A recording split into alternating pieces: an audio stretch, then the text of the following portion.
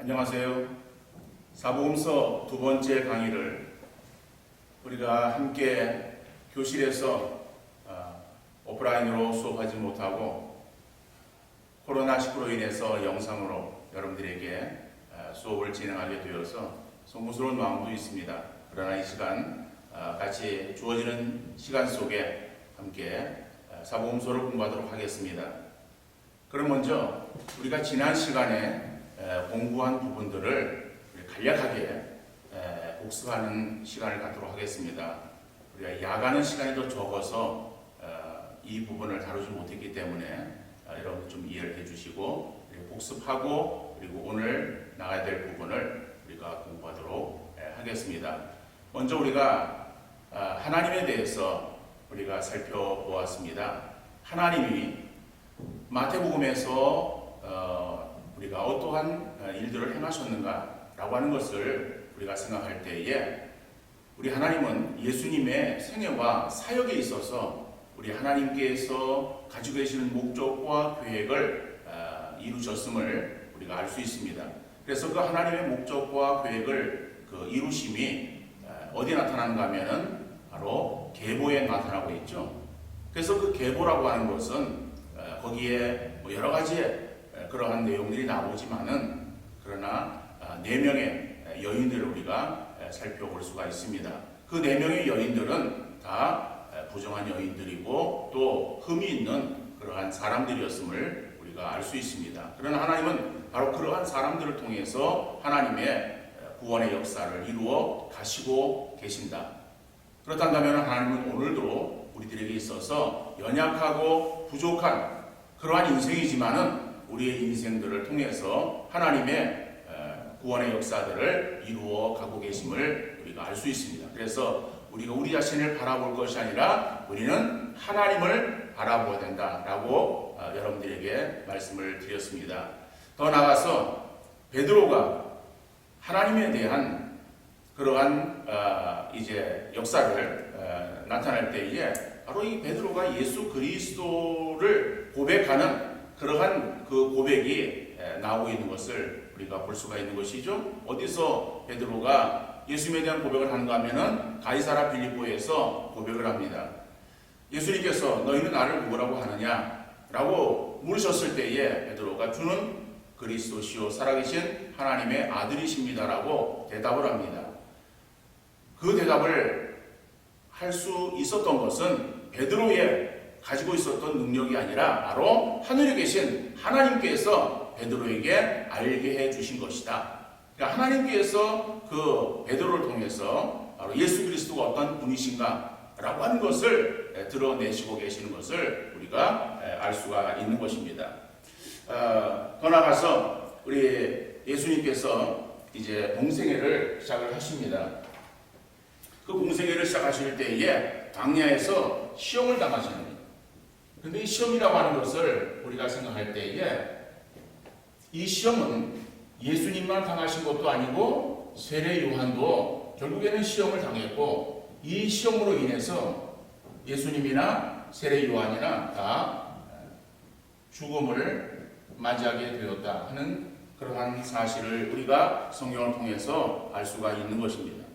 자, 이 시험이라고 하는 것이 우리 모든 그러한 사람들에게도 오늘날 동일하게 우리에게도 임하고 있는 것이죠. 그런데 이 시험은 마귀가 우리를 시험하는 그러한 템테이션, 유혹과는 분명히 다른 그러한 테스트, 트라이얼이라고 영어로 표현할 수 있는 그러한 그 어떠한 테스트 내지는 어떠한 시련 그리고 훈련, 연단 이러한 것들을 오늘 우리에게도 주시는 것이고 이러한 것들을 주시지만은 그러나 하나님은 택한 백성들을 결코 버리지 아니하시고 택한 백성들을 하나님께서 붙들고 또 그들을 인도해 가시는 하나님이심을 말씀하고 있습니다. 그래서 보면은 성경에 보면은 참새라고 하는 그러한 이 아주 연약한 그러한 존재를 통해서 하나님의 이 주권을 보여주시고 있는 것을 알 수가 있습니다. 참새 2마리가 한 아사리온에 팔리는 것을 너희가 알지 못하느냐. 그러나 하나님이 허락하지 아니하면은 이 참새 한 마리도 땅에 떨어지지 아니한다라고 말씀하는 거예요. 참새는 아주 미약한 그러한 존재입니다.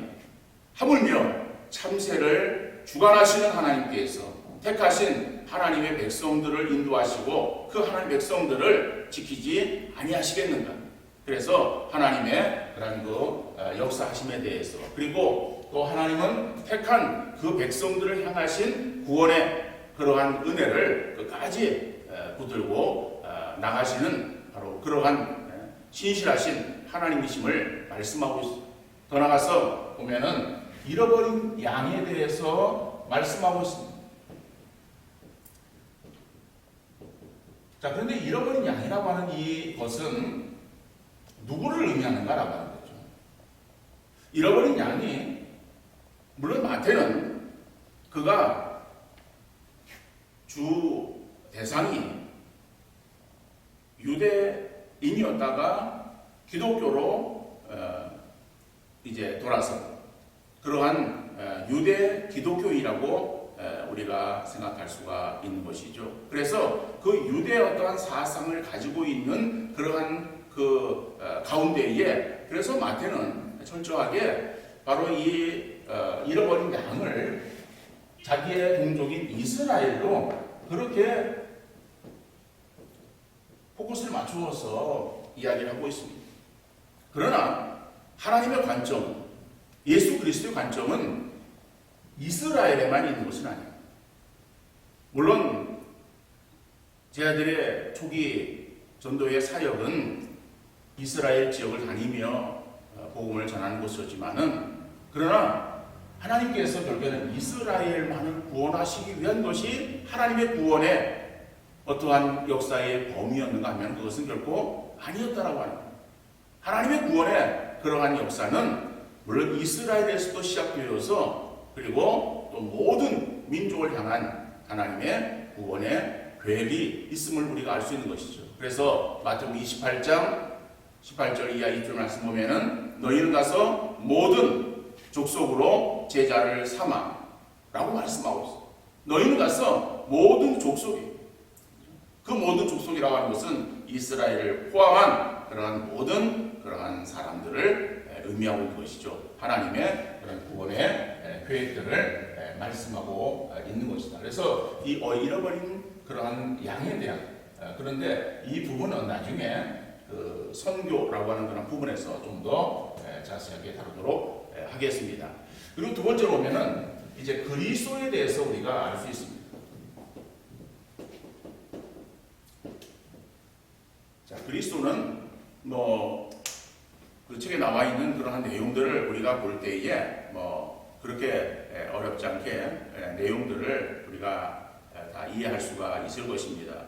예수 그리스도의 그러한 이 땅에 오심과 그 다음에 사역을 생각할 때에 그의 족보에 나타나고 있는 명칭에서 우리가 알 수 있는 것이죠.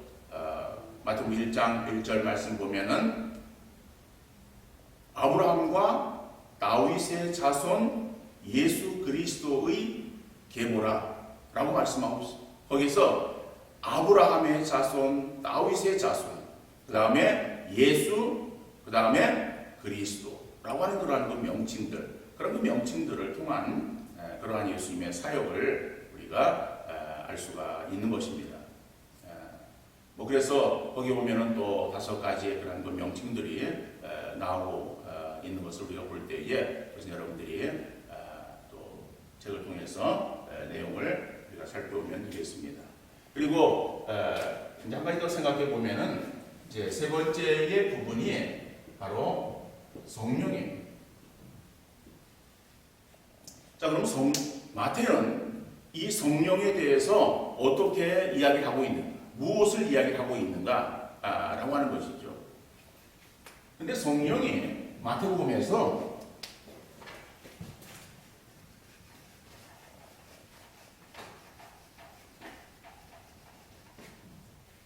물론 많은 부분을 마태가 성령에 대해서 언급하고 있는 것은 결코 아닙니다. 마태가 성령에 대해서 언급한 부분은 12번 정도가 되어집니다. 마태복음에서. 자, 그런데 이 12번의 이 어떠한 성령이라고 하는 것은 결국에 마태복음에서는 성령이라고 하는 단어를 12번을 언급을 했습니다. 그런데 그 12번에 그 언급되어진 성령이라고 하는 이것은 결국에 예수님의 사역과 관계가 있다 라고 하는 것을 우리가 알 수 있는 것이죠. 그래서 보면은 예수님께서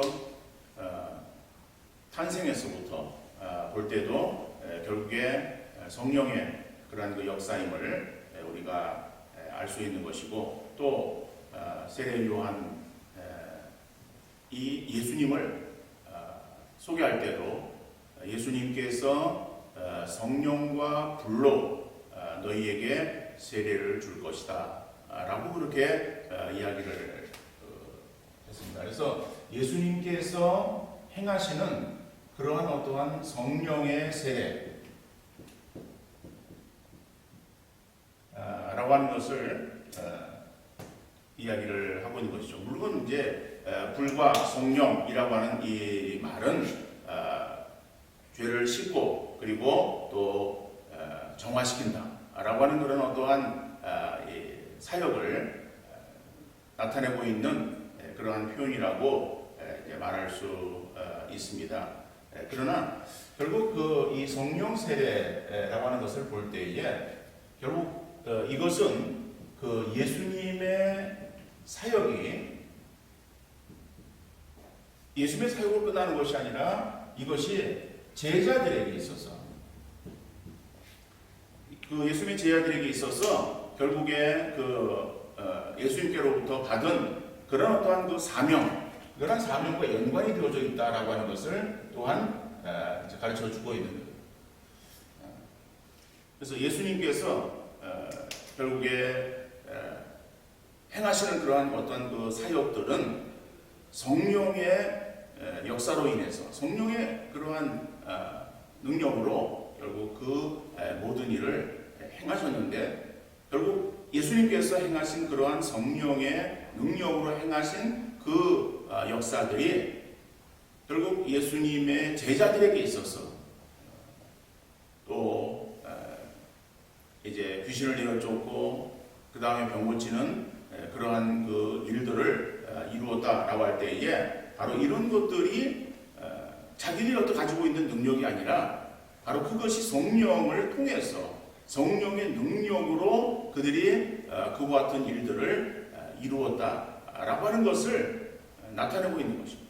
그러니까는 바로 이 성령, 예수님의 어떤 성령의 사역이라고 하는 이것을 말할 때 이것은 결국 예수께서 제자들을 보내시면서 그 성령의 어떤 능력으로 그들이 행할 그러한 일들에 대해서 또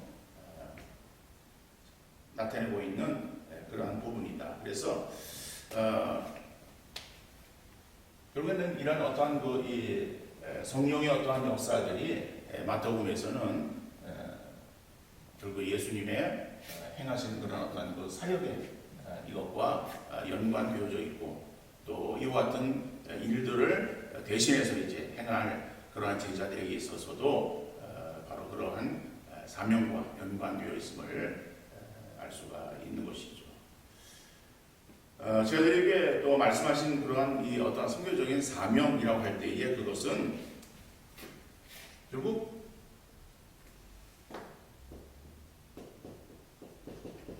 어떤 선교적인 사명 이라고 할 때에 이것은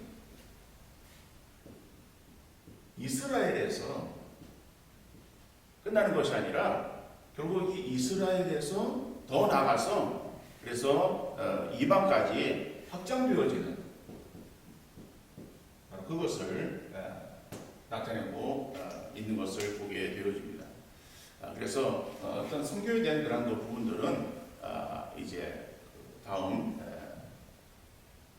5장인가 거기에서 우리가 다시 한번 우리가 살펴보도록 그렇게 하겠습니다. 그래서 지금까지 지난 시간에 우리가 다루었던 1장, 2장, 3장에 대한 그런 내용들에 대한 복습을 우리가 잠시 한 것입니다.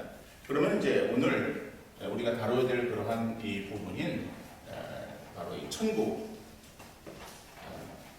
하나님 나라, 이 부분을 우리가 한번 공부하도록 하겠습니다. 자, 4장에 보면은 4장은 천국이죠. 근데 천국은 결국에는 하나님의 나라다. 자, 그러면은 하나님의 나라라고 하는 것을 우리가 생각할 때에 나라, 일반적인 그러한 이 개념에서 나라라고 하는 것을 생각할 때 나라는 어떠한 구성 요소가 있어야 되는가라고. 나라에는 먼저 땅이 있어야 되겠죠. 그 다음에 거기에 백성이 있어야 되고, 그 다음에 주권이 있어야 되고. 그래서 이 세 가지 요소들이 들어있을 때에 그것을 나라, 이렇게 우리가 말할 수 있는 것이죠. 대한민국이라고 하면은 대한민국이라고 하는 우리의 땅이 있어요. 거기에 또 국민이 있어요. 그리고 거기에 우리의 주권이 있습니다. 그런데 일제강점기를 우리가 생각해 보면은 같은 땅에 또 국민이 있었어요. 땅도 있었고 국민이 있었고, 그런데 주권이 없었어. 주권을 일본에 잃어버린 거죠. 그러니까는 나라 잃은 슬픔이라고 이렇게 표현하는데, 그것이 대한민국이라고 하는 그러한 이제 나라로 표현되어진 것이 아니라 일본이라고 하는, 그래서 소국이라고 하는 그러한 표현으로 쓰였던 그런 우리의 부끄러운 과거가 있음을 우리가 알 수가 있습니다. 그래서 어떤 나라 그러면은 땅이 있어야 되고, 그 다음에 거기에 백성이 있어야 되고, 주권이 있어야 되고. 자, 그렇다면은 하나님의 나라, 일반적인 나라가 아니라 우리가 하나님의 나라라고 할 때에 그것을 우리가 일반적인 그러한 나라의 개념에서 생각해 보면은 땅, 그 다음에 백성, 주권, 이렇게 어떤 요소들을 생각해 볼 수 있지만은, 일반적으로 우리가 하나님의 나라가 무엇이냐, 자, 이렇게 우리가 이제 물을 수 있겠죠. 자, 하나님의 나라가 무엇인가 라고 할 때에 그것은 하나님의 통치하심, 내지는 다스리심. 그러니까 하나님의 통치가 임하는 것, 이것이 하나님의 나라, 이렇게 말할 수가 있는 것입니다. 자, 그러면은 이 하나님의 나라의 범위를 우리가 생각해 보면은 하나님의 나라를 우리가 어떻게 이제 범위로 말할 수 있는가? 그러면은 하나님의 통치가 임하는 바로 그러한 믿음의 성도, 그 다음에 믿음의 가정, 교회, 그 다음에 믿음의 성도들의 활동, 영역, 이런 것들을 우리가 하나님의 나라, 이렇게 말할 수가 있어요. 우리가 예수 그리스도를 믿기 이전에 우리는 사단의 종이었습니다. 사단에 속한 존재들이었어요. 사단에 속한 존재들이었던 우리들이 이제는 예수 그리스도를 믿음으로 인해서 우리가 하나님의 자녀가 되어진 것이죠. 사단의 종에서 우리가 하나님의 자녀로 우리의 신분이 바뀌어졌다. 그래서 우리가 이제는 하나님의 소유가 되어진 것을 말합니다. 그러니까 하나님의 소유가 되어진 우리 믿음의 성도들, 이제는 우리 가운데 이게 뭐예요? 우리 속에 하나님의 나라가 우리 가운데 임하게 되어졌다. 이 구원받은 것을 그렇게 표현할 수가 있는 것이죠. 더 나아가서 그러한 믿음의 성도들이 함께 생활하고 있는 성도의 가정, 그것은 그 성도의 가정의 그 식구들이 생각하는 것이나 행하는 것이 하나님의 뜻을 이루기 위해서 힘쓰는 그러한 삶을 살아가기 때문에 그 성도들의 그러한 가정을 우리가 하나님의 나라 이렇게 말할 수 있는 거예요. 단지 거기에 믿음의 성도들이 있다. 그래서 그것이 하나님의 나라다. 이렇게 우리가 표현하기보다는 거기에서의 그들이 행하는 그러한 여러 가지의 어떠한 삶, 그들의 어떠한 삶의 목적, 또 그 하나님의 뜻을 이루기 위해서 힘쓰는 그들의 어떤 삶의 모습들, 이런 것들이 일어나는 바로 그 가정, 이 가정을 우리는 성도의 가정을 결국 하나님의 나라의 범위로 우리가 생각할 수가 있는 것이죠. 그런 의미에서 교회를 말할 수 있고, 또 우리 성도들이 세상에서 나가면서 우리 하나님 나라를 이루어 가야 되는 거예요. 그래서 하나님의 나라를 이루어 가기 위해서는 우리가 또 믿지 않는 그러한 사람들을 전도해서 하나님께로 인도하는 그러한 일들을 이루어 감으로 인해서 하나님의 그러한 백성들이 더 풍성해지게 하는 것. 그 다음에 우리가 선을 행하는 것, 구제하는 것, 이런 것들이 우리가 그런 행하는 활동 어떤 영역들, 이런 것들을 통해서 우리 하나님 나라가 더 확장되어져 간다. 이렇게 말할 수가 있을 것입니다. 자, 그런데 이 하나님의 나라라고 하는 이러한 것, 이것을 마가나 누가는 이 하나님의 나라라고 하는 이 명칭을 사용을 했습니다. 그런데 이것은 어떤 일반적인 그러한 개념이라고 우리가 말할 수가 있어요. 그런데 이 하나님의 나라와 동일한 그런 의미를 가지고 있는 이 하나님의 나라를 마태는 천국이라고 하는 그러한 단어를 쓰고 있습니다. 그래서 우리는 마태복음의 특징이라고 말할 때 그것이 천국 복음이다 이렇게 표현하기도 합니다. 왜냐하면 마태는 마가나 누가가 사용한 하나님의 나라를 천국이라고 하는 그러한 그 단어로 그것을 바꾸었어요. 그래서 주로 보면은 마태복음에서는 물론 하나님의 나라가 전혀 나오지 안 나오는가? 그건 아니에요. 나오긴 나오지만은 그러나 주로 나오는 그러한 단어가 천국이다. 그러면 천국과 하나님의 나라의 어떤 차이가 있는가? 이건 차이는 없다는 거예요. 똑같은 그러한 차이지만은 천국이라고 하는 그러한 이 단어는 결국 이것은 어떤 유대적인 개념을 가지고 있다. 이렇게 말할 수 있어요.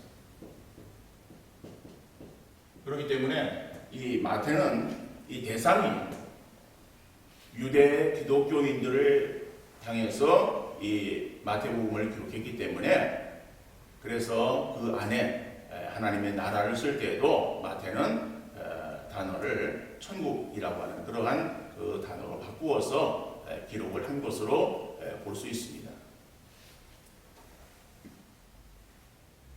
자, 그러면은 이 어떤 천국, 자, 이 천국을 우리가 볼 때에 결국 하나님의 나라, 천국 같은 의미의 그런 말이기 때문에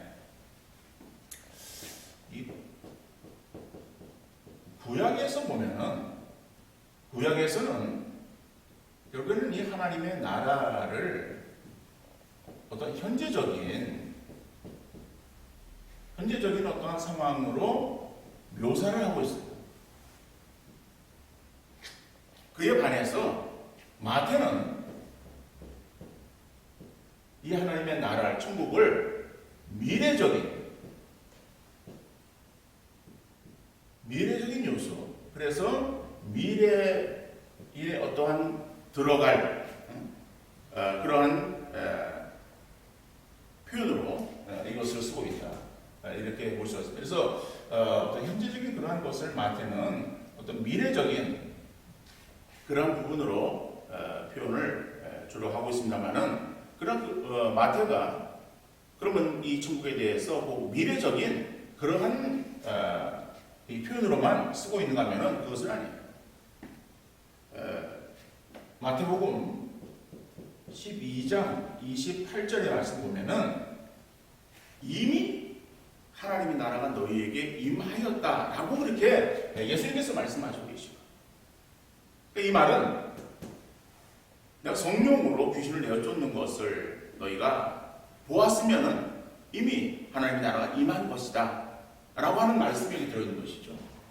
그러니까 성령의 역사로 인해서 예수님께서 귀신을 내어쫓는 그러한 일들을 이루셨는데, 바로 그러한 일들이 시행이 되어지는, 바로 그것을 너희가 보았으면은 바로 이미 하나님의 나라가 현존하는 것이다, 이루어진 것이다. 이 땅에 지금 하나님의 나라가 임하고 있는 것이다 하는 것을 말하고 있습니다. 그래서 세례 요한도 우리가 잘 알고 있는 대로 이제 설교하면서 전파한 그런 내용이 무엇인가 하면은 하나님 나라가 가까웠다, 회개하고 복음 믿으라라고 그렇게 전파하는 것을 우리가 마태복음 3장에서 볼 수 있고, 예수님께서도 또 말씀을 전하시면서 회개하라, 천국이 가까웠다라고 그렇게 말씀하시고 있는 것입니다. 그래서 이 천국이라고 하는 것을 우리가 생각할 때 하나님의 나라, 이것은 꼭 어떤 미래에 그러한 이루어지는 것이 아니라 이미 예수 그리스도께서 이 땅에 오심으로 인해서 하나님의 나라가 이루어진 것이다 하는 것을 알 수 있습니다.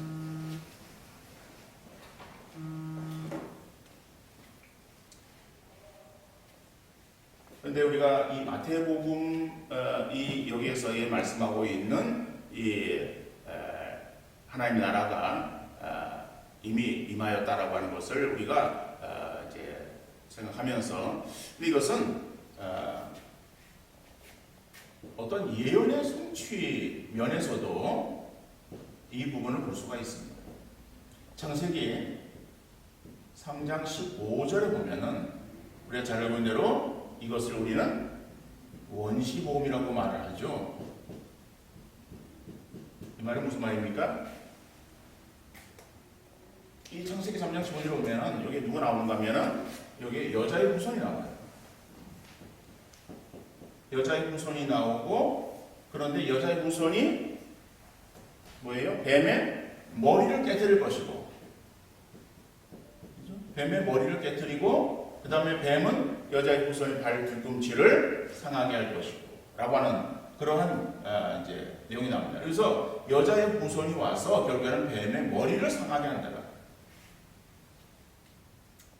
이 말씀대로 예수 그리스도께서 이 땅 위에 오심으로 인해서 결국 그 예수 그리스도는 뱀의 머리를 깨뜨리죠. 그래서 사단이 그는 박살납니다. 물론 그러나 사단은 뭐 그렇게 아주 뭐 박살났다 그래가지고 완전히 그냥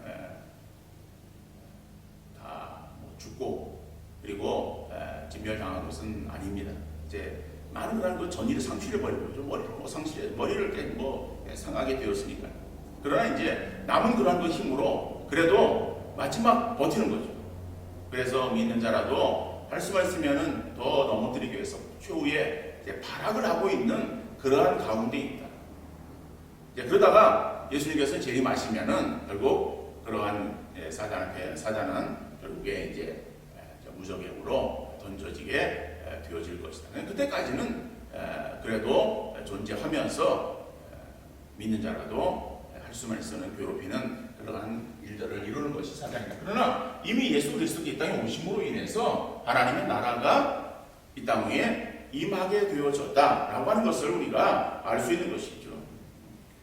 그러나 이 하나님의 나라가 구약에서도 말씀하고 있고 또 신약에서도 보면은 비유를 통해서 이것이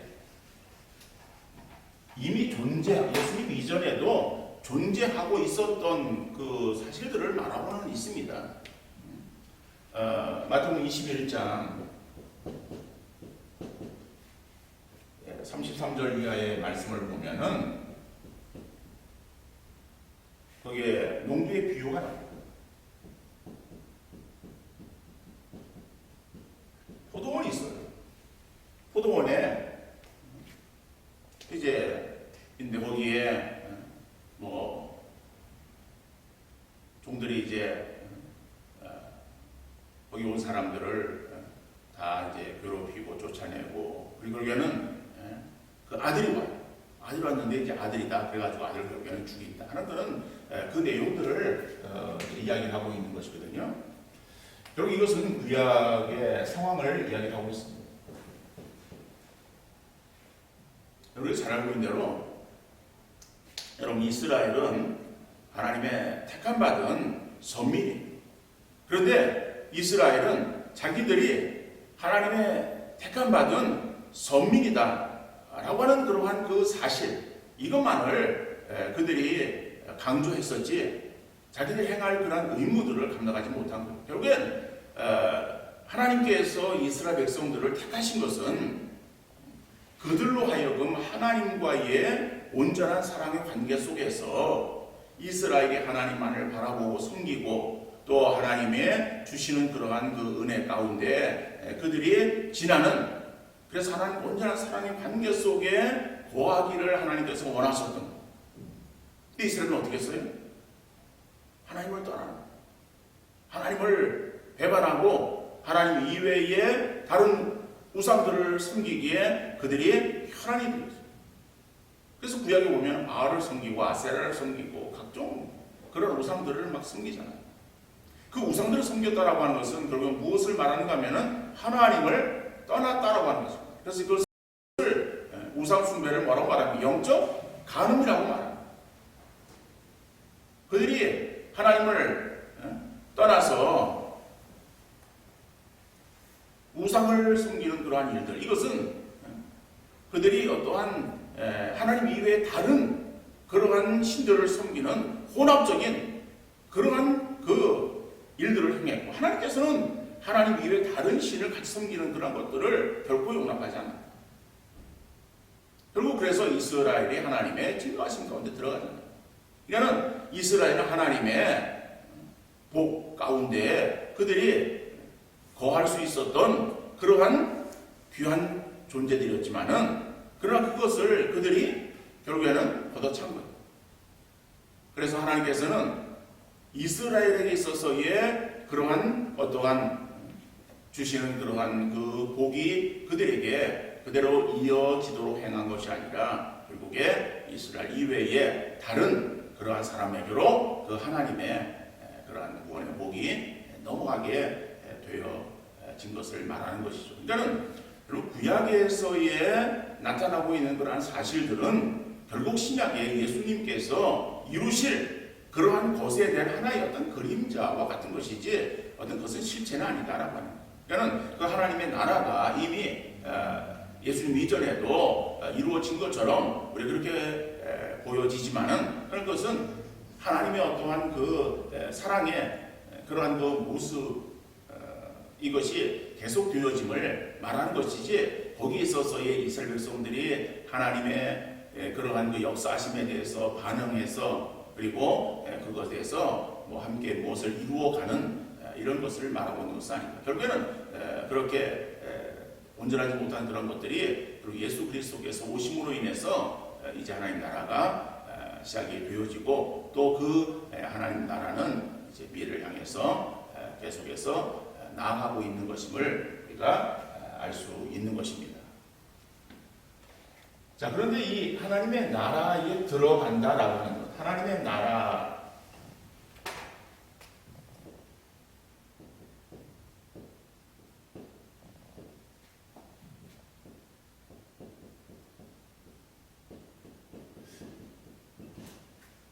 이 말을 또 마태는 어떻게 이것을 표현하고 있는가 하면은 영생을 얻는다라고 하는 것으로 이것을 표현하고 있습니다. 그러니까 하나님의 천국에 들어간다.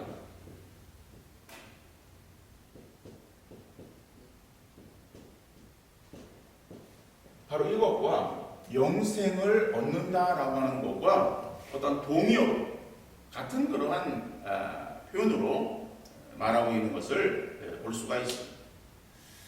그래서 보면은 부자가 예수님께 대해서 내가 무엇을 하여야 영생을 얻을 수 있습니까? 라고. 자, 그럴 때에 예수님께서는 뭐라고 말하냐면은 부자가 천국에 들어가는 것이 약대가 낙타가 바늘기로 들어가는 것보다 어렵다라고 이렇게 말합니다. 그래서 부자가 천국에 들어가는 것이 이것은 어렵다라고 말하는 거예요. 자, 그러면은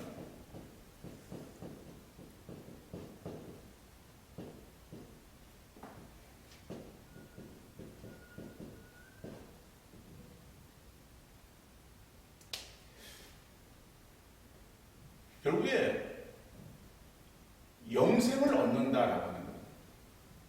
그러니까 영생을 얻기 위해서는 우리는 물론 잘 알고 있죠. 영생을 얻기 위해서는 예수 그리스도를 믿으면 되는 거예요.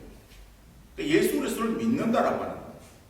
바로 이것이 또 어떤 의미로 우리가 생각할 수 있는가 하면은 예수 그리스도가 나에게 있어서의 최고다.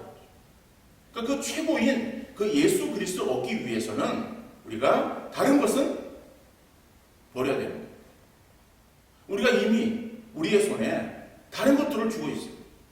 그 다른 것들을 쥐고 있는데 다른 것들이 내 손에 꽉 들어있는 그 손에 더 좋은 것, 그것을 우리가 주려고 하면은 그럼 내 손에 있는 그런 것들을 버리고 그리고 더 좋은 것을 우리가 취해야 그래 그것을 가질 수 있는 것이지 내 손에 있는 들어간 것들을 잔뜩 움켜쥐고서 그리고 또 거기서 그걸 집으려고 그러면은 이거는 잡혀지지가 않는 것이다. 소유되는 것이 아니다라고. 그러면 부자라고 하는 거예요. 부자의 손에 뭐가 있어요? 부자의 손에는 돈이 그에게 있어서는 꽉 들어있어요. 그래서 그것을 놓아야, 그것을 털어버려야, 그래야 예수 그리스도를 잡을 수 있는. 그런데 그 부자는 자기 손에 있는 것, 이것을 털어버릴 수가 없어요. 그러니까는 어떻게 해요? 부자가 결국엔 천국에 들어가는 것이, 영생을 얻는 것이 힘들다. 이거는 그런 사람들이 있습니다. 성경에 보면. 그죠? 부자라고 해가지고 다 천국에 들어가지 못하는 것은 아니다. 그러나 그것은 쉬운 것은 아니다. 왜냐하면 부자에게 있어서의 가장 소중하게 생각하고 최고로 생각하는 것은 바로 물질이기 때문에. 자기 최고로 생각하는 그것을 버릴 때, 그럴 때 우리는 예수 그리스도를 우리가 소유할 수 있고 그 소유된 예수 그리스도로 인해서 우리가 천국에 들어가게 되어지는 것이다. 그래서 바로 이러한 그 예수님께서 말씀을 하시는 것이다. 그러니까는 이 영생이라고 하는 것은 자기가 가진 모든 것을 다 팔아서 살 수 있는 무한한 가치를 지닌 그 보화와 같은 것이다. 그래서 그 보화를 얻기 위해서 자기 가진 모든 것을 다 팔아야 되는데 부자는 그것을 행하지를 못하는 그런 안타까운 가운데 들어있는 것을 우리가 볼 수 있는 것이죠. 자, 그러면은 이 하나님의 나라에 들어가는 것.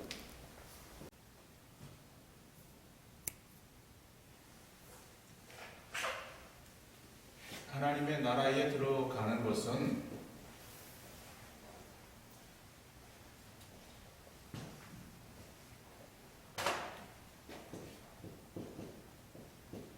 영생을 얻는 것, 이것과 또 다른 의미로 어떠한 구원의 경험으로 들어가는 것과 같다라고 말할 수 있습니다.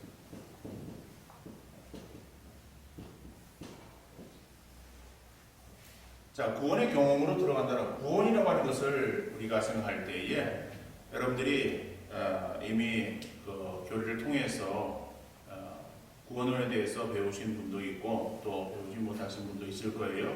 구원은 단순하게 우리가 예수를 믿어서 하나님의 자녀로 거듭났다, 중생했다라고 하는 그것만을 구원이라고 말하는 것이 아니라 그것은 이제 처음의 단계의 그 거듭남의 그 부분을 말하는 것이죠.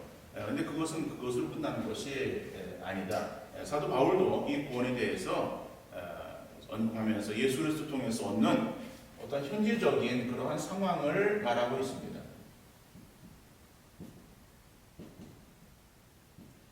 자, 현재적인 상황이라고 할 때에 여기는 물론 이제 과거도 포함되어지는 것이죠. 그래서 이 과거적인 그 구원의 요소는 우리가 어떤 중생하는 것, 여기 이것과 관계되어진 여러 가지 요소들을 말씀하는 것이고, 또 현재적인 어떠한 상황과 관계되어진 것은 성화라고 하는 것을 말하고 있습니다. 이거는 구원이라고 하는 것은 현재적인 그 상황 속에서의 내가 과거에 중생한 것, 거듭난 것, 그 다음에 또 현재적인 그러한 상황 속에서의 지금 성화의 그러한 과정을 이루어 가는 것. 이제 그것으로 끝나는 것이 아니라 바울도 결국에는 또 미래적인 어떠한 절정, 몸의 구속을 기다린다라고 라고 이렇게 표현하고 있는데, 마지막 이루어질 어떤 영화의 그러한 단계를 말하고 있는 것이죠. 자, 그래서 이 어떠한 구원의 경험이라고 하는 것을 말할 때에 이것도 역시 과거, 현재, 미래적인 어떤 이런 것을 포함되는 것. 이게 현재 우리가 구원받은 사람은 현재적인 그런 상황 속에 있지만은 현재적인 어떠한 그 구원이 우리에게 다 완성되어진 것이 아니라 우리가 이제 결국엔 미래를 향해서 나아가는 것이다. 그런데 하나님의 나라라고 하는 것도 역시 마찬가지다라고 하는 거죠. 어떠한 현재적인 어떠한 그 상황 속에서 하나님의 나라가 우리에게 이루어지고 있지만은, 그러나 그 나라는 완성되어진 것이 아니라 결국엔 미래에 완성되어지는 것이다. 그래서 하나님의 나라를 말할 때에 이미와 하나님의 나라는 그 다음에 아직 이 사이에 존재하고 있는 것임을 또 말하기도 합니다. 그래서 이런 하나님의 나라가 어떤 현재적인 그런 상황과 그러나 아직 다 완성되지 않은 그런 미래를 향해서 나아가고 있는 그러한 어떠한 그 표현들이 예수님의 어떠한 그 초림으로 인해서 결국 하나님 나라가 임하게 되었지만, 그러나 그것은 재림을 기다리고 있는 것이죠. 바로 이러한 그 표현들로 가라지의 비유를 통해서도 말을 하고 있는 것이다. 그래서 하나님의 나라라고 하는 이것을 마태는 천국이라고 하는 유대적인 그런 표현을 써서 말하고 있는 것임을 우리가 보았습니다. 자, 그러면 이제 다섯 번째로 선교. 자, 이게 5장인데 이제 5장의 선교에 대해서 우리가 한번 같이 생각해 보기를 원합니다. 선교라고 하는 것은, 근데 이 말을 조금 우리가 구분을 좀 해야 될 필요성은 있어요. 왜 그런가 하면은 선교라고 하는 말과 전도라고 하는 말, 이것은 좀 구분되어야 될 그런 필요성이 있거든요. 왜냐하면 선교라고 하는 것은, 이것은 사실은 이방을 향해서 전도하는 거예요. 그러니까 외국을, 물론 그 외국이 어떠한 지역적인 그러한 면에서만 외국을 말하는 것은 아닙니다. 국내에서도 들어와 있는 외국인들, 그 외국인들에게 전도하는, 이것을 우리는 뭐 선교라고 하는 그러한 측면에서 표현할 수가 있을 거예요. 그런데 자국인들에게 복음을 전하는 것은 전도라고 그렇게 이걸 이야기를 해야 될 것 같아요. 그러니까 외국에 나가 있어도 외국에서도 자국인들에게 복음을 전하는 것은 전도고, 국내에 있어도 우리와 다른 외국인들에게 복음을 전하는 것은 선교. 그런데 이것을 우리 합동측에서는 뭐 주로 전도와 선교를 좀 구분합니다만은, 그러나 또 다른 교단에서는 그냥 전도나 선교를 다 일반적으로 그냥 선교라고 하는 측면에서 말하기도 하는데, 이 책을 번역한 그런 번역자도 보면은 이것을 구분하지 아니하고 그냥 다 선교라고 하는 그런 측면에서 전도를 말하고 있는 것 같아요. 그래서 배우장이 선교로 되어져 있지만은, 그러나 이것은 예수님께서 그 제자들에게 복음을 전하도록 이제 보냅니다. 그 보내어지는 그러한 그 대상이 누구인가 하면은 대상이 같은 동족이에요. 이스라엘 사람들에게 나가서 복음을 전하도록 그렇게 명령을 하셨어요. 그럼 그것은 선교가 아니라 전도죠. 그러니까 바울이 다른 민족을 향해서 복음을 전했다. 그건 선교고. 자, 그래서 결국에는 이 제5장에서 말하고 있는 이 선교라고 하는 이 부분은 그리고 예수님께서 행하신 일, 그 예수님께서 행하신 그 일을 결국에는 예수님에서만 끝나는 것이 아니라 그의 어떤 제자들에게 그 이제 사역을 말씀하시면서 그런 그 사역으로 넘어가는 그러한 어떠한 전환점을 우리가 생각할 수가 있습니다.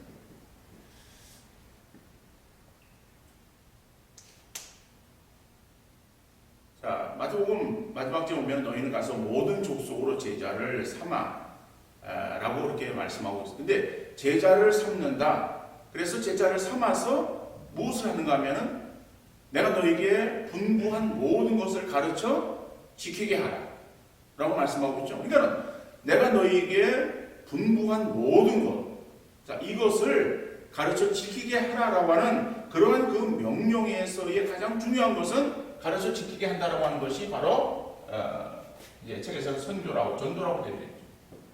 복음을 전한다라고 합니다. 복음을 전해서 그래서 그들이 그 복음의 내용을 듣고 그리고 그것을 이제 실천하는 그러한 삶을 살아가는 것을 말하고 있는 거예요. 그래서 예수님의 첫 번째 제자 부르심의 모습을 보면은 제자 삼는 일에 함께 동참하라고 하는 그러한 촉구였음을 알 수가 있어요. 예수님께서 첫 번째 제자를 부르십니다. 제자를 부를 때에 마태복음에서는 나오는 것이 무엇인가 하면은 내가 너희로 사람을 낳는 어부가 되게 하리라 라고 합니다. 그런데 이러한 첫 번째의 부르심에 그러한 어떠한 명령 이런 것들은 다 똑같이 나타나고 있는 것은 아닙니다.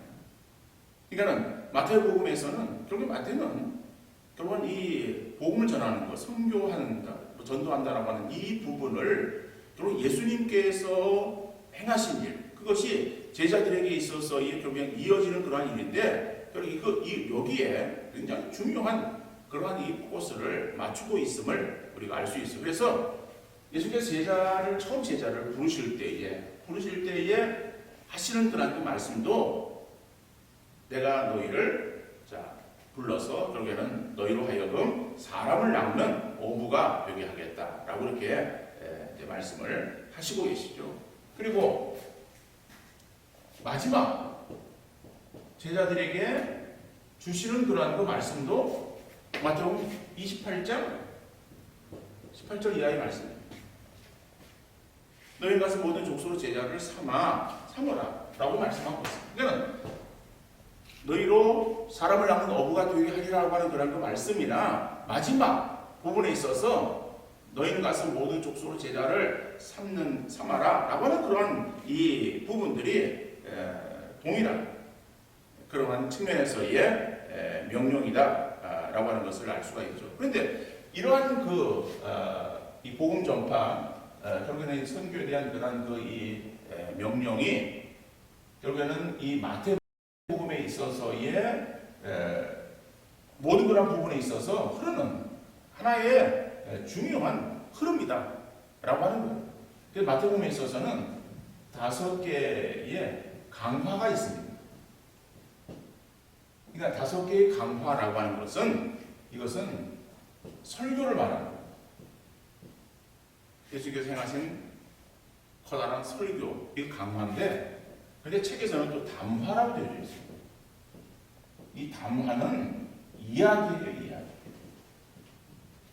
그러니까는 이거는 예수님의 이야기가 아니고 예수님의 설교, 강화라고 그렇게 표현을 해야 되는데, 이걸 그냥 담화로 그냥 번역을 해놓았어요.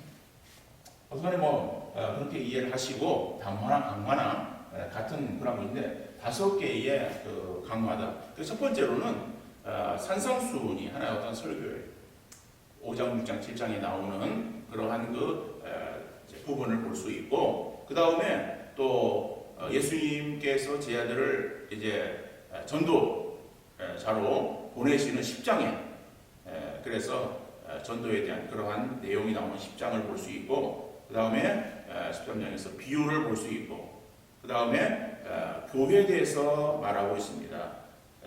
그래서 그러한 그 내용들이 이제 18장에 나오고 있고, 근데 마지막 24장, 25장에서는 이제 종말에 대한 말씀이 나오고, 큰 5개의 그러한 그 어떤 설교가 마태복음에 들어있는데, 그러한 그 들어있는 설교에 그러한 내용들에서 우리가 발견할 수 있는 것이 바로 이 선교에 대한 그러한 초점이 거기에 맞춰져 있음을 알 수가 있습니다. 특별히 이 산상수훈의 말씀 보면은 결국에 제자 삼는 일이거든요. 다시 말하면 천국 백성들의 행해야 될 그러한 일들에 대해서 산상수훈에서 말씀하고 있습니다. 그들이 어떻게 행동을 해야 될 것인가. 그리고 제자도에 연관되어진 그러한 그 내용들이 나오고 있는 것이고, 또 10장에서는 그들이 어떤 그 복음을 전하는 그러한 전도자로 부름받아서 이제 나가서 복음 전하는 그러한 모습들을 말하고 있습니다. 그런데 이들에게 있어서의 그 활동하는 그러한 영역이 어딘가 하면은 바로 이 땅이다라고 하는 거죠. 현재적인 어떠한 그런 상황 속에서 그들이 사역을 이루어 가야 될 그러한 부분임을 우리가 알 수 있습니다. 그런데 이 땅이라고 하는 현재 그들이 처하고 있는 그러한 이 그 땅에서 그들이 전해야 되는 그러한 이 복음, 그죠? 이게 복음인데 그 복음이 먼저는 어디에서 그들이 그러니까 어디로 그들이 이렇게 본을 받았는가 하면은 그들 같은 동족이에요. 이스라엘로 그들이 복음을 전하도록 보내받았죠. 그런데 그들에게 있어서 복음을 전해야 되는 그런 그 대상은 같은 동족 이스라엘에게만 국한되어진 것은 아니었습니다. 하나님의 그런 뜻은 어떠한 편협한 그러한 어떤 지역의 이스라엘 백성들에게만 제한되어진 것은 아니었어요. 마태복음 28장에 마지막 보면은 결국 어디까지 확장되어집니까? 모든 민족이라고 하는 그런 부분에까지 확장되어지는 것을 우리가 알 수 있는 것이죠. 근데 이스라엘 유대인들은 그러면 이 마태가 유대인들을 대상으로 유대 기독인들을 대상으로 이 마태복음을 썼다라고 할 때에 결국 이러한 어떠한 그 측면에 있어서 마태도 여기에서 벗어나지 못하고 있는 것을 알 수가 있습니다. 유대인들은 그들이 자기들의 선민이고 자기들이 하나님의 선택받은 그런 그 백성으로 그 하나님의 복이 자기들 안에서만 가두어져 있기를 그들은 바랬어요. 근데 그 복이 다른 데로 넘어가는 것이 아니라 그 안에서. 그러니까는 어떤 하나님의 복은 자기들 안에서, 그리고 하나님의 어떤 진노는 이방인들에게. 그러니까 구분되었어요. 근데 하나님의 뜻은 그게 아니죠. 그러나 먼저는 이스라엘. 그리고 거기서 끝나는 것이 아니라 더 멀리 나오는 것을 우리가 알 수 있죠. 사도행전 1장 8절의 말씀 보면 너희는 가서 성령이 너에게 임하시면 복음의 증인이 되어지고 예루살렘과 온 유대와 사마리아와 땅끝까지 이르러 내 증인이 되리라 라고 말씀하는 거예요. 그러니까 예루살렘, 온 유대, 그 다음에 사마리아, 그 다음에 땅끝이죠. 근데 마태복음에 있어서 유대인들의 그런 가지고 있는 편협되어진 그러한 그 구조는 바로 자기들의 어떠한 그 민족, 자기들 안에서 뭐 이렇게만 국한시키고 있는 것을 볼 수가 있습니다. 그러나 하나님은 이스라엘 거기에서 끝나는 것이 아니라 그것이 더 멀리 온 민족을 향해서 나아가기를 원하시고 계시는 것을 볼 수가 있는 것입니다. 자, 이렇게 우리가 성조를 살펴보고 마지막 그런 이 부분인 자, 이스라엘 이 부분 우리가 한번 살펴보기를 원합니다.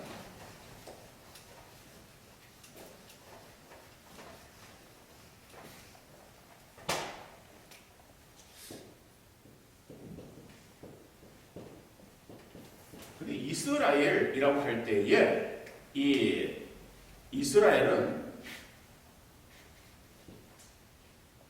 결국에 어떤 민족적인 이스라엘이라고 하는 의미를 가지고 있습니다.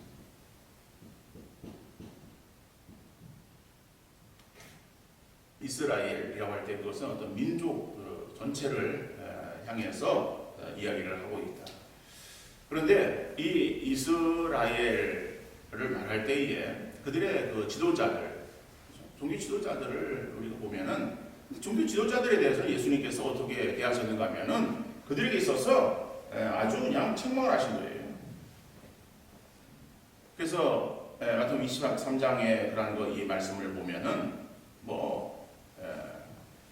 저주하시고 그리고 또 그들에게 있어서 비난하시고 책망하시는 그러한 그 내용들이 거기에 나와 있는 것을 보게 되어집니다. 그러면 소경이 인도하면 둘 다 구렁텅이에 빠지게 되어진다라고 그렇게 말씀하고 있는 것이죠. 그런데 여러분 이스라엘이라고 하는 것은요,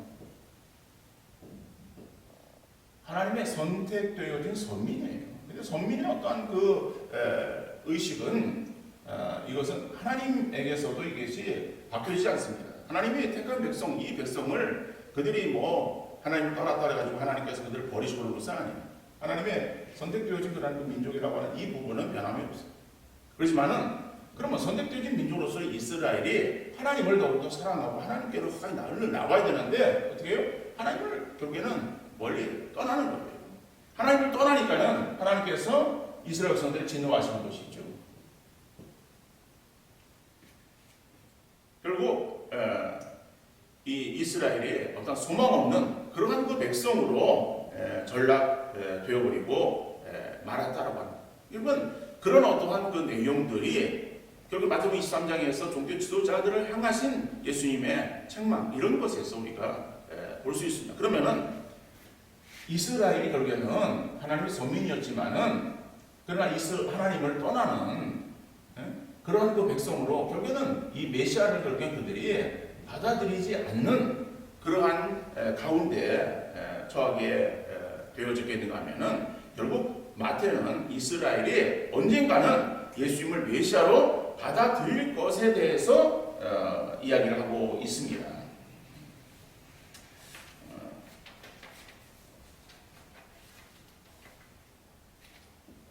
왜냐하면은 우리가 이 땅에 오신 예수 그리스도를 우리가 볼 때에 마태복음 1장 21절에서 그 오신 예수님에 대해서 뭐라고 말씀합니까? 예수라고 말하면서 그 예수의 의미가 뭐예요? 저희 죄에서 구원할 자라고 하는 거예요. 그러니까 예수님이라고 하는 이름을 이야기를 하면서 결국은 이스라엘 백성들을 구원할 그러한 그 분으로 그렇게 말씀하고 있습니다.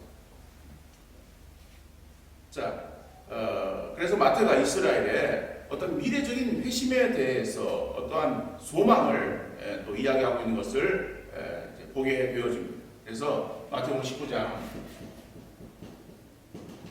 28절 말씀 보면 인자가 자기 영광의 보좌에 앉을 때 나를 주는 너희도 12보좌에 앉아 이스라엘 12지파를 심판하리라 라고 그렇게 말씀하고 있습니다. 그래서 여기 12이라고 하는 거예요. 흩어져 분산되어져 있는 이스라엘의 모든 지파를 총칭하는 그런 말이에요. 12이라고 하는 것은 어떤 숫자에 그런 의미가 있거든요. 그러니까 이스라엘은 항상 숫자에 대한 어떤 의미를 부여하고 있는데 그 12은 결국에 여러 가지 의미들을 우리가 생각해 볼 수 있지만 마태복음에서 나타나고 있는 그 본문 19장 28절 그 말씀 속에서는 결국에는 흩어져 있는 이스라엘 모든 지파를 총칭하는 그러한 말로 볼 수 있다. 그러니까는 다시 말하면은 그들이 다 하나님께로부터 다시 이제 불러 이제 모으심을 당할 것이다. 하나님께서 그들을 사랑하시고 결국은 사랑하신 그들을 버리시는 것이 아니라 그들을 다 불러 모아서 구원으로 인도하실 것이다 라고 하는 것을 이제 말씀하고 있는 것이죠. 여러분, 하나님은 신실하신 하나님이십니다. 그러니까 신실하신 하나님은 믿을 수 있는 하나님이죠. 하나님의 약속을 믿을 수 있고 하나님 행하시는 모든 일들을 믿을 수 있는 그러한 하나님이시다. 하나님께서는 행하지 못하시는 것이 무엇인가 하면은 약속을 변개하는 것을 못하시고, 또한 하나님은 우리에게 거짓말을 못하시고, 이것을 못하시는 하나님. 그러니까 못하시는 것도 있어요. 다 하시는 것이 아니에요. 물론 그것은 결국에는 악을 행하는 것을 못하시는 악이 아니시기 때문에 그런 의미의 말씀으로 우리가 또 받아들여야 되겠지만, 어떻든 간에 하나님께서는 약속을 지키시는 하나님이시고, 하나님은 말씀하신 그것을 정말 바꾸거나 그것에 대해서 거짓말하는, 속이는 그러한 하나님이 아니시다 라고 하는 것을 우리가 알 수 있습니다. 그러니까 하나님은 택한 그러한 그 백성들에 대해서 끝까지 책임지시고 인도하시는 그러한 하나님이시고, 그 하나님은 이스라엘을 결국 그렇게 인도에 나가실 것이다. 그러니까 우리가 그 하나님의 어떠한 역사하심을 우리가 어떻게 진행되어 줄 것인가 라고 하는 것에 대해서 우리가 세밀하게 다 봐가지 못한다 할지라도, 어떻든 간에 하나님은 그 약속하시고 말씀하신 그 모든 것들을 그대로 다 이루어 가시는 그런 신실하신 하나님이신데, 그 하나님의 약속 가운데 이스라엘이 들어있다라고 하는 그런 사실을 우리가 생각을 해야 될 것입니다. 그렇다면은 결국에 택하여 하나님의 자녀로 부르신 저와 여러분들, 우리들에게 있어서도 하나님의 약속은 신실하게 이행되어질 것이다. 그러니까 우리가 이 땅의 삶을 살아갈 때에 우리가 힘들고 어려워서 우리가 현재 당하는 그러한 고난이다 할지라도 그 고난 자체만을 바라보는 것이 아니라 나를 향하신 하나님의 원대하신 그 뜻과 계획을 우리가 잊지 말고 그 하나님의 신실한 약속을 우리가 더욱더 바라보면서 하나님 앞에 더욱더 기도하고 하나님의 도우심과 인도하심을 바라보는 그러한 우리 모든 하루들 되어질 수 있기를 간절히 바랍니다. 그래서 믿음으로 승리하고 우리가 정말 하나님의 자녀다운 그러한 삶으로 우리가 날마다 하나님의 영광 돌리는 그런 복된 삶이 우리 모두에게 있어질 수 있기를 소원합니다. 자, 오늘 이것으로 모든 강의를 마치도록 하겠습니다.